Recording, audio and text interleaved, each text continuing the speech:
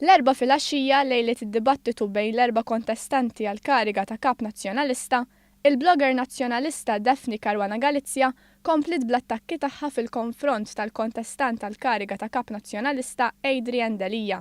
Caruana Galizia ppubblikat storja fuq il-blog tagħha u allegat li Delija għandu kont bankarju f'Jersey.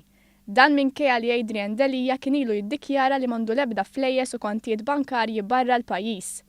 L-istorja ġiet ippubblikata minn Caruana Galizia fl-10 tal-4 filgħaxija.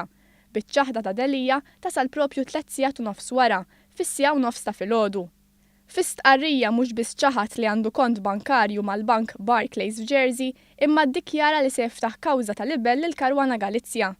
Aktar minn hekk il-ħamis filgħodu Adrian Delija indirizza konferenza tal-aħbarijiet quddiem il-bini tal-qorti.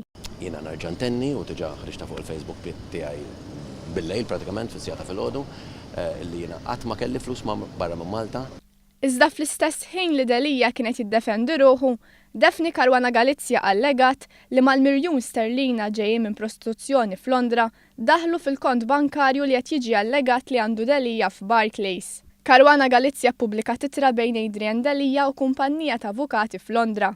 F'dawn l-aħħar ġimgħat Delija spiċċa fil-mira ta' attakki minn Caruana Galizia.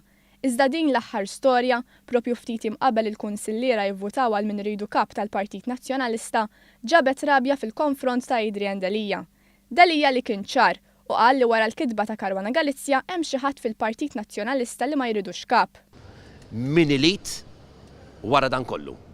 Qed taħdem waħedha jew qed taħdem oħrajn. Għalfejn fuqi biss lil min qed indejjaq jien. B'ton ta' rabja u arroganza, iżda li jikkonferma wkoll it-taħwit li hemm fil-Partit Nazzjonalista bħalissa, Adrian Delija ammetta li Caruana Galizia mexxiet l-aġenda tal-Partit Nazzjonalista l-elezzjoni ġenerali li waslet lil